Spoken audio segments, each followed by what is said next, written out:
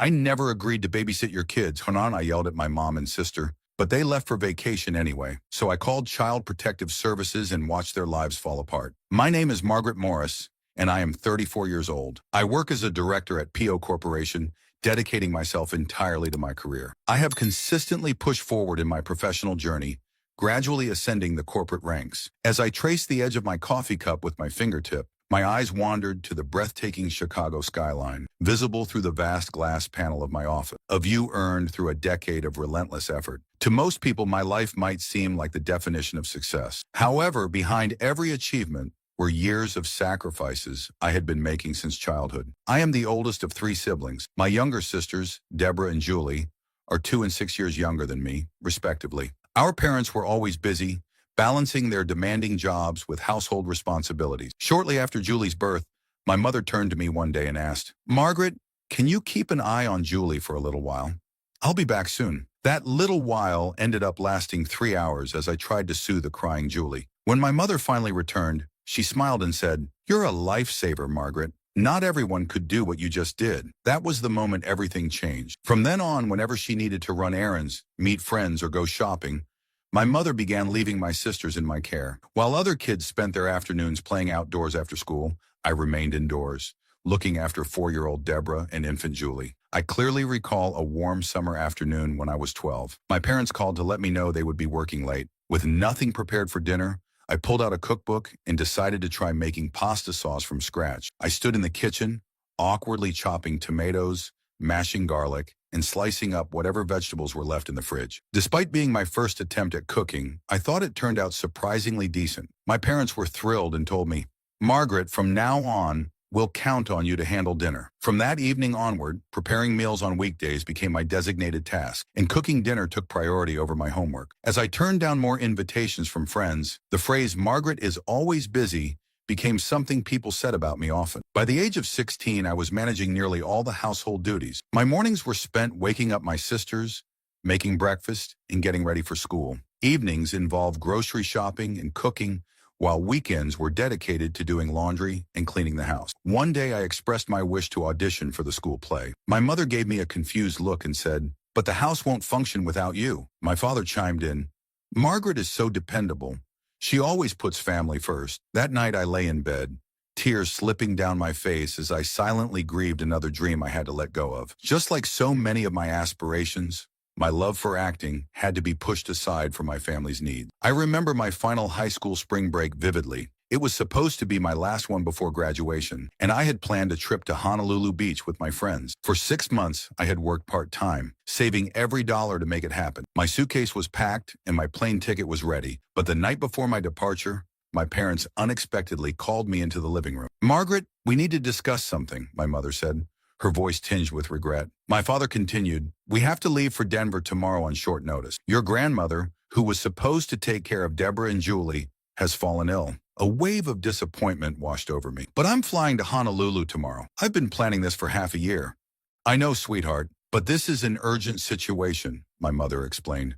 "You're the only person we can rely on." "What about Grandpa?" I asked, grasping at any possible alternative. "He has work," she responded softly. "But my ticket is non-refundable," I argued, desperation creeping into my voice. "We trust you to take care of Deborah and Julie," my father said firmly.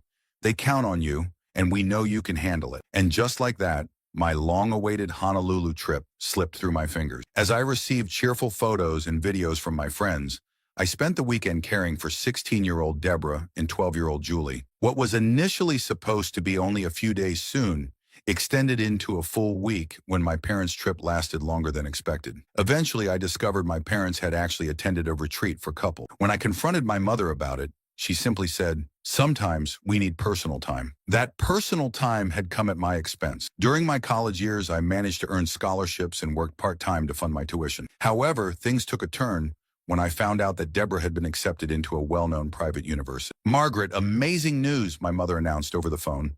"Deborah got into Stanford." "That's wonderful. Congratulations," I replied sincerely. Deborah had always been dedicated to her studies. "But there's a challenge," my mother continued. "The tuition is costly, and with Julie's college coming up, it's difficult for us to handle alone." I immediately understood. "Mom, I don't have that amount of money." "But you're on a scholarship, and you earn from your job," she pointed out. That covers my tuition.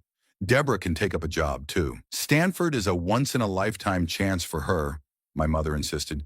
She didn't get a scholarship and wants to concentrate fully on her education. My father joined in, saying, as a family, shouldn't we support each other? In the end, I took on another job. My mornings were spent working at a cafe, and my nights were dedicated to serving tables at a bar. Between work and classes, I was constantly rushing, exhausted, and had no personal time. For 2 years, a portion of my earnings went toward Deborah's tuition, while the rest covered my own expenses. On my graduation day, my emotions were mixed. The only family member present was my father. Your mother is attending a university event with Deborah, and Julie is preparing for her exams, he explained. Sorry, Margaret, but you're strong.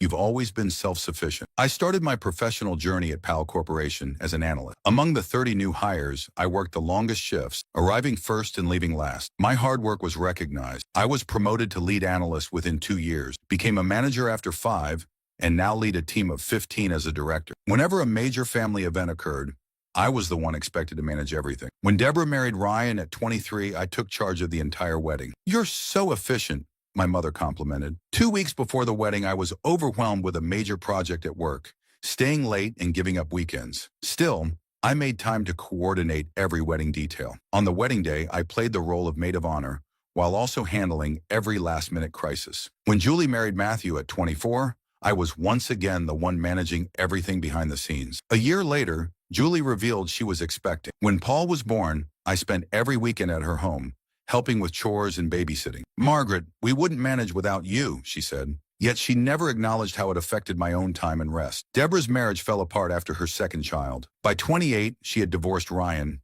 who was barely ever home. I had to manage everything on my own, she confided, crying.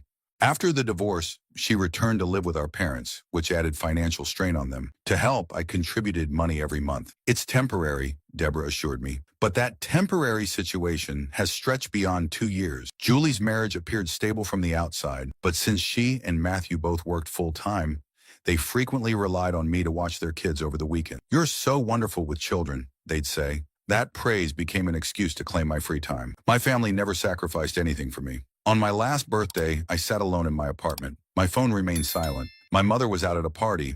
Deborah was spending the evening with her boyfriend. Julie was away on a weekend getaway. Happy birthday, Margaret, I whispered, raising a glass of wine to myself. The following day, I received a late text from my mother. Happy birthday, Margaret. Apologies for not reaching out. We were occupied. By the way, could you take care of Paul and Francis next week? Julie and Matthew need a short break. This was why I never had the chance to build a romantic relationship. I had dated a few men, but every time things ended the same way. I need to look after my sister's children. It's my niece's birthday. There's a family situation. Margaret? I looked up to see my assistant Zoe standing at the doorway. Julie is calling. Would you like to take it? I gave a nod while organizing the stack of documents. Thanks, I'll handle it. Margaret, how have you been? Julie's voice came through. Do you have a quick moment? Of course, I replied, setting aside a report. What's going on? Half focused, I continued scanning financial statements. Mom turns 60 in 2 months, Julie said eagerly. She's also retiring, so we want to arrange something special. All right, we're all pitching in, but Deborah can't contribute much, and with my home loan and education costs, I can only spare a little. That caught my attention. How much are we talking about? When Julie gave the figure, I almost spit out my coffee. It was equal to 3 months of my earnings. I know it's a big amount, she added quickly, but it's for Mom. I hesitated before sighing. I'll transfer it now. You're the best, she said, relieved. Oh, and one more thing. Take a week off for the celebration. Deborah and I have made all the plans. The destination is a surprise, so just make sure you don't schedule any work. Understood. The weeks passed with meetings and deadlines. Whenever I asked about the trip, my sisters gave vague replies. Work consumed my focus, and Mom's birthday celebration became an afterthought. Then the day finally came. I wrapped up a major deal and left the office, exhausted but satisfied. It was time for Mom's celebration. As instructed, I drove to my parents' home. Pulling up, I noticed familiar vehicles parked outside. I rang the doorbell, expecting Dad to answer, but instead, Deborah's 6-year-old son, Frank, greeted me. Auntie Margaret, he beamed. Hey, Frank, I smiled.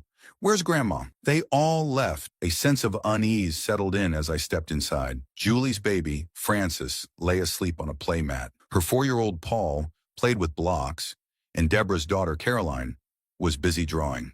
But no adults were in sight. Where did everyone go? I asked. Frank shrugged. Grandpa said Auntie Margaret would be here soon. My stomach tightened. On the dining table, an envelope bore my name. With shaky hands, I tore it open and read the note inside. Margaret, we've already left for a week at Lake Tahoe Resort, an adults-only getaway. After years of raising kids, we finally get to enjoy a break. The fridge is stocked. A list of emergency numbers is on the counter. Paul needs his medication at 4 p.m. Don't worry, we'll take lots of pictures. Looking forward to cocktails and kid-free conversations. Love, Mom. P.S. Deborah checked for childcare at the resort, but everything was booked. The kids feel comfortable with you, and this was our best option. Don't take it personally. Just do your usual amazing job. I reread the letter, my hands trembling. They had actually left me behind, without asking, without my approval, and using my own money. I pulled out my phone and dialed Mom, but it went straight to voicemail. I attempted Julie, then Deborah, both unanswered. After several tries, Julie finally answered. Hey, Margaret, she said cautiously. Are you at the house? I asked, holding back my frustration. You abandoned me. Listen, she defended. It wasn't my choice. Mom said, Margaret is dependable.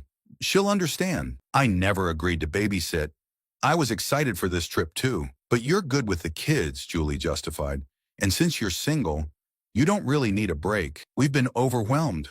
We deserve time away. Her words hit me hard. Fine. I'll hire a babysitter and catch a flight. That won't work, she objected. We can't leave them with someone unfamiliar. Paul gets nervous and Francis is still small. Please, Margaret, just watch them like always. Like always, I echoed, my anger rising. Yes, you've always been reliable. Since childhood, you handled everything for us. Something inside me snapped. For everyone, but not this time. I refuse. What do you mean? Worry crept into her tone. I'm hiring a professional, I stated firmly.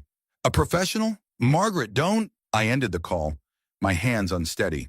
I contacted the police, then the child protection hotline. They assured me immediate intervention. I sent a message to the entire family. The children were left alone. I have informed authorities. Return immediately. Calls flooded my phone. I ignored them and focused on keeping the children comfortable. An hour later, a police vehicle pulled up. Officers entered, evaluating the situation. Shortly after, a child welfare worker arrived. I explained everything. As the sun lowered, the front door swung open. My distressed mother rushed inside, followed by Julie, Deborah, and the rest of the family. Margaret! Mom exclaimed. What have you done? A police officer stepped forward. Are you responsible for these children? Mom's face turned pale. Yes, I'm their grandmother. What's happening? The children were left unattended, the officer stated. Ma Johnson appropriately reported it. But Margaret was supposed to care for them, Mom insisted. No, I was never informed. You all assumed. The social worker requested identification, and the adults were taken in for questioning. For hours, authorities interrogated them, while I stayed behind with the children. Eventually, the police contacted me for clarification. In the end, my parents and sisters faced charges of child neglect, and the kids were temporarily placed under my supervision. That night, the family returned, humiliated and silent. The following morning, I gathered everyone in the living room. I have always said yes, I stated calmly. Even when exhausted, even when I had work, I always helped. But this time, you went too far. You took my time, my money, my respect. But Margaret, Mom pleaded, you've always done everything for us. That's exactly the issue, I said. You forgot I have my own life, my own choices. I love this family, but I won't be taken advantage of anymore. Don't you love the kids? Deborah asked softly. I do, I replied, but caring for them and being forced into a week of babysitting while you all vacation on my money are entirely different things. The room was engulfed in silence as I spoke with unwavering firmness. Each of you must bear the results of your choices. I have given up so much for this family for years, but I have reached my limit. Margaret, my mother cried out, stunned. We raised you. Yes, you did, I responded softly. And I am thankful for that, but that does not grant you unlimited control over my life. Since I was young, I was always the one taking care of Julie and Deborah after school, while they spent time with their friends. I was the one making meals and assisting with homework. That was because you were the oldest, my father justified. I shook my head. It was because you all took advantage of me. You knew I was responsible and wouldn't refuse. But we're family, Deborah protested. A bitter laugh escaped me. Family? So being family means it is acceptable to take my money without my permission? Go on a vacation and abandon me with 4 children? Does family mean disregarding all the sacrifices I have made? No one spoke. Expressions of guilt, sorrow, and unease filled their faces. What do we do now? Julie asked in a whisper. That is for you to decide, I stated. I am moving forward with my life. 12 months later, after law enforcement and child protective services got involved, my family endured severe repercussions. My parents were legally charged with child neglect and sentenced to community service. Julie, Matthew, and Deborah lost full custody of their children, restricted to supervised visits and required parenting courses. My father's business partner cut ties to avoid controversy, leading to financial collapse for our family. I severed all connection. Initially, my mother's tearful pleas and Julie's and Deborah's furious accusation bombarded my phone. They claimed I had overreacted, that I had betrayed them. But as time passed, the messages gradually stopped. One overcast afternoon, a knock echoed at my office door. Zoe, my assistant, appeared. "Your mother is here," she informed me. I exhaled slowly. "Let her in." She stepped inside, looking worn down. Her posture was no longer proud. She carried an air of exhaustion and remorse. "Margaret," she spoke in a quiet, shaky voice, "I appreciate you seeing me." "What do you need?" I asked, keeping my tone composed. "I came to say I am sorry," she admitted. "And to ask for assistance?" "What kind of assistance?" "We are on the brink of financial ruin," she confessed, struggling to hold back tears. "Your father lost his job. My retirement savings were drained by legal expenses, and Julie and Deborah are struggling to regain custody. I need a loan." She hesitated before adding, "Please, help us." I turned toward the large windows overlooking the Chicago skyline. A year ago, I would have given them anything without hesitation, just as I always had. But that version of me no longer existed. "Mom," I said, my voice steady, "I established a boundary a year ago. You all exploited my kindness and never once considered my feelings or my own life." "But you are our daughter," she insisted, her voice rising. "Isn't family supposed to be there for one another?" "True family values and supports each other," I replied softly. "You never saw me as a person with my own needs. You only saw me as someone to use. That is not love." Tears slid down her face as she trembled. "Then what am I supposed to do?" "Find a solution yourself," I answered. "Like any responsible adult." She stared at me with despair. "You were never this distant before." I smiled slightly. "I have changed, Mom. I finally learned to respect myself." Once she left, I sat in deep reflection. That moment had reshaped everything. My job remained important, but I had also built new relationships and prioritized my own well-being. I started volunteering, helping people who truly needed support. There were times I thought about my family, especially the children. I wondered how they were coping. But the truth I realized that night had not changed. The ability to say no is the strongest form of self-respect. My desk was covered in files for an upcoming project. This weekend, I was heading to Italy with friends. I no longer let others dictate my life. I was finally living on my own terms. And this newfound freedom, it was the thing I treasured most.